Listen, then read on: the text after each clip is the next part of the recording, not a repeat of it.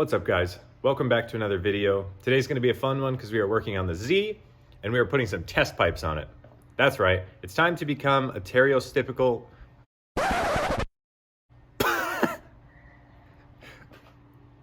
VQ owner, straight pipe this thing and have it be super annoying. Okay, I'm not actually going like full straight pipe and totally annoying, but test pipes are kind of a middle ground there. Either way, I'm excited. It should pick up a teeny bit of horsepower and it should definitely sound, maybe not better, but it'll sound different. On that note, let's get a sound clip of how this thing sounds stock so we have something to compare it with. If you're not familiar with my Z and what I have done to it, it's totally stock. It has an intake, stock cat, stock Y pipe, and stock cat back. The only thing is the rear muffler has been cut off and it's just a little dump like right at the axles. It sounded pretty good for a while. It is on the quieter side and I don't mind that, but it's time for a bit more power and probably a lot more annoying. Let's get that sound clip. So this is gonna be a cold start and then we'll get a few revs in a bit.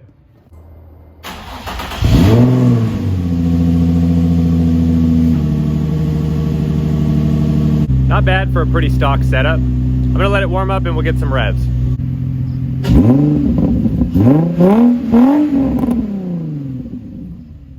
Doesn't sound half bad for basically a stock setup with the rear muffler cut off. Now, since I let the thing warm up to get those revs, now I have to let it cool back down since I'm taking the exhaust off. So I hope you like those revs. Those are for you guys. So I'm gonna let this thing cool off. We'll get it up on jack stands and get the old exhaust out of here. All right, we've got the Z up on jack stands. Let's get this stock exhaust out of here. All right, if you've never done any kind of work like this on a car, I will say test pipes are pretty simple. Really any exhaust work on most cars is pretty simple. We're gonna start at the back and work our way forward. I'm gonna start by taking the factory cat back off. You see it joins at this is the Y pipe right here. Joins right here with just 2 bolts. These are just 14 mils.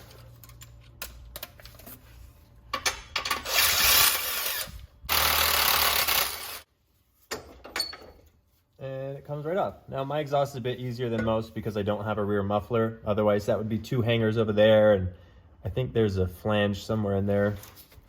But yep, get that out of the way. We'll be putting that back on and now we can move on to the Y pipe. So the Y pipe is just as simple. It's this big guy here with these little flex tubes and then it bolts right here to the cats. Just like the rest of the exhaust, it's just 2 bolts on each flange. So we'll get those guys off right now and then we can get this Y pipe out of here.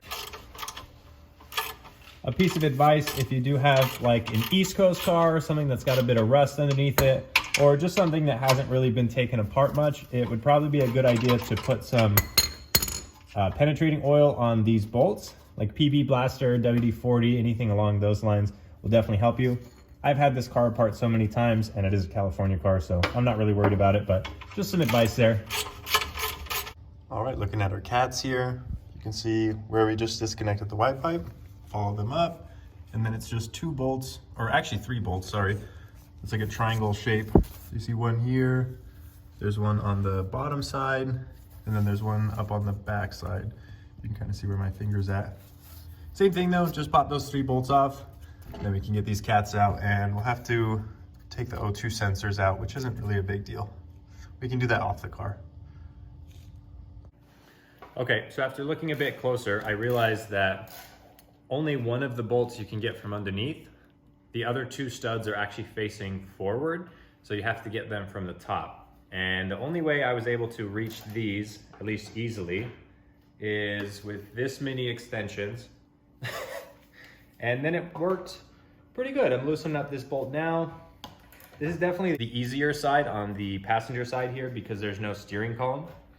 When you get over to the driver's side, it's a bit more difficult, but it should be okay. With enough extensions, anything's possible. Here's a good look at what I'm working with. You can see this lower one here. That's the one I already loosened. I just need to take the bolt off. I'll probably get that from underneath. And then here's the upper one I haven't broken loose yet. So we'll get our crazy extension on there. And there we go. Now I just have to crack it loose and we'll be good. Success! We've got the old cats out. We'll just pop these O2 sensors off, and then we can get the new one set up and ready to go in the car. I will say these things are heavy though. I want to throw them on a scale and see what the weight difference is between these and the new test pipes that I got. All right, we've got Megan Racing's resonated test pipes. These things look great. They've got a built-in flex pipe up here at the top, little resonator, little O2 sensor extension. Pretty nice looking welds. Overall, looks like good quality. And they are way lighter than the factory one. I brought out a scale. I'm curious to see what the difference is here. Factory one weighs 11.8, so almost 12 pounds for one side. So that's about 24 pounds combined. Let's see what these Megan ones weigh. I had to get out my food scale because the people scale doesn't do anything under 10 pounds. So these weigh 4 pounds, 3 ounces.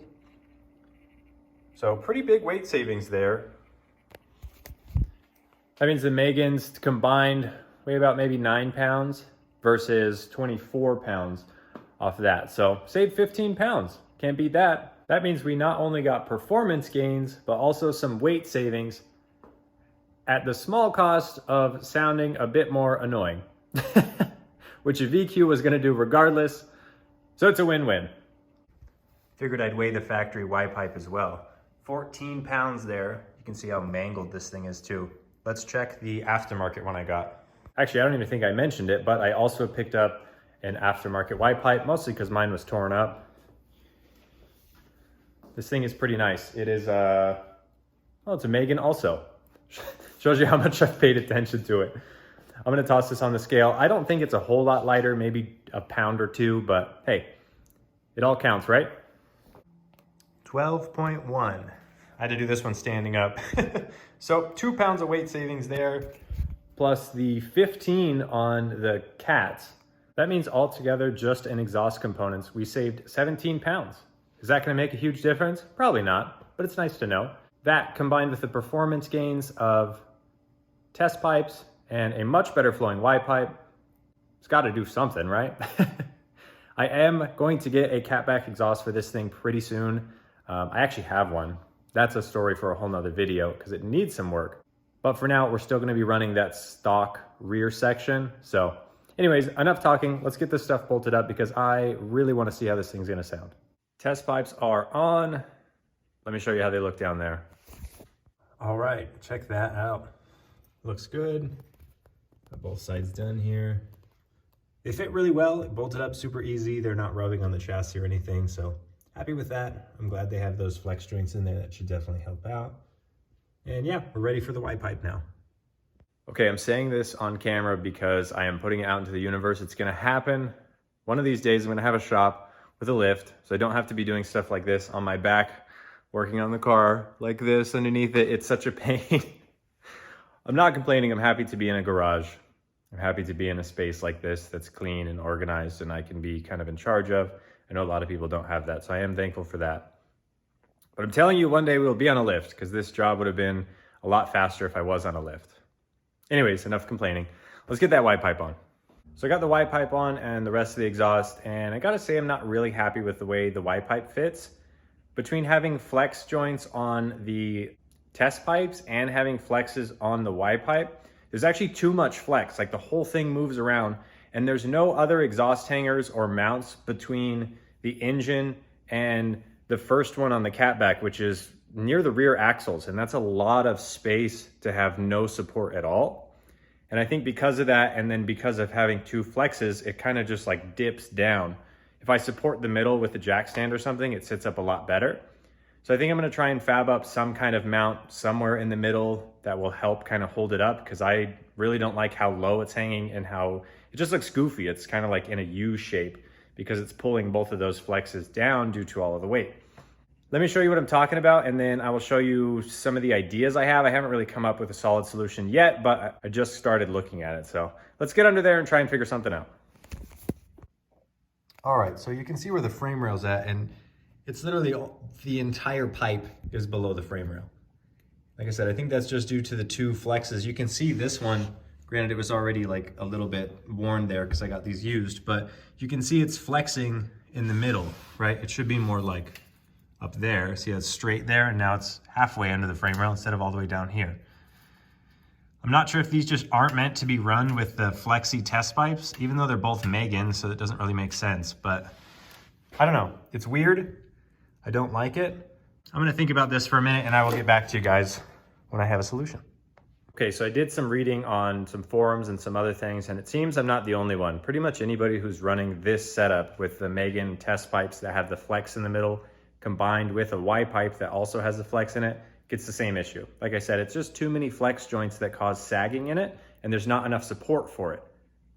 So I guess I'm just gonna fab up some kind of bracket and we'll take it from there. I have a few ideas. I don't think it'll be too hard. Just one extra thing I didn't foresee doing, but like I said, hopefully it doesn't take too much time. Okay, here's the solution. So I put some rib nuts in some existing holes there. I have a plate, and we're just gonna bolt the plate into those holes, and then I'm just gonna kind of tack weld the plate right over that Megan logo. And is this pretty? No. Is it gonna work? Yeah. Done. Put some tack welds on either side of it, a little bit on the back. Now it's solid. Check out the ground clearance now. A whole lot better. You notice it's not sagging. Most of the pipes up above the frame rail, it's gonna be a whole lot better. And because there's two flexes in there, I doubt that having it hard mounted like that is really gonna be an issue. Should be solid. Well, that definitely turned out to be a bigger job than expected. I figured I could just bolt it all on and call it a day, and then ran into that whole issue now. But hey, with that new mount, I think it's going to be a lot more solid, and it's definitely way higher than it ever was, even with the stock setup. The exhaust is now tucked up a lot higher. So it's gonna scrape on a lot less, and I think overall it's just gonna be way better. Enough talking, enough working. Let's get the camera set up and get a sound clip, because I have been dying to hear this thing for all the hours I was wrenching underneath it.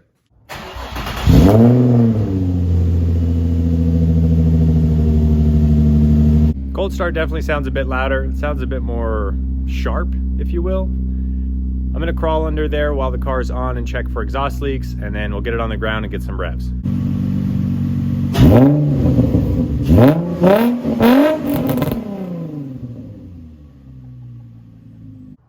All right, we've heard the cold start, we've heard some revs.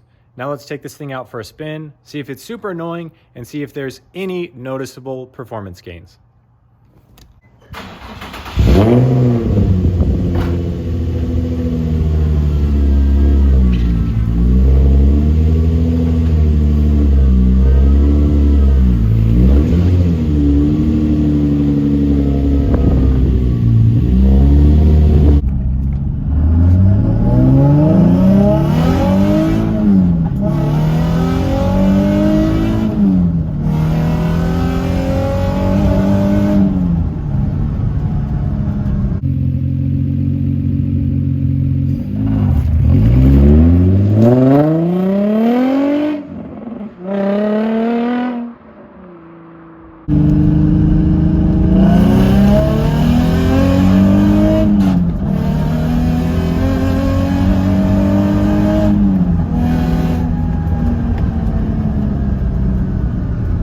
All right, final thoughts.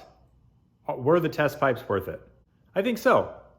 I think they sound pretty cool, at least as cool as a VQ can sound. It definitely added some aggressiveness to the sound. And I will say the performance gains were actually noticeable. The throttle response is a lot better, and the car definitely has a bit more pep, if you will, especially in like the mid-range. So if I'm at like 3 or 4 grand and I just step on it, the car immediately reacts, and it definitely didn't do that as well before. So maybe it's a couple horsepower, I don't know. Maybe it's all in my head and it just sounds faster, but I like it. Like I said, I think it was worth it. At the end of the day, these Megan test pipes are not super expensive. I definitely think it is worth doing to your Z or G if you don't mind the bit of extra noise. I will say there's a bit more rasp. I'm sure you could tell in some of the sound clips. Some things vibrate a bit more than they used to, I think just because of the different sound frequencies. Plus I have no rear interior and all of that stuff. Maybe if I had full interior, it wouldn't be as bad, but overall it's not really that bad. I don't think it's gonna be terrible to drive with on drift week and things like that. I'm not too worried about it. So yeah, I would say they're worth it. Do you guys have test pipes on your car? Did you find it annoying? Is this something you wanna do on your car? drop a comment down below and let me know. That is going to be a wrap for this one, guys. Thank you so much for watching. Give it a thumbs up if you enjoyed. Consider subscribing. And as always, I will catch you in the next one.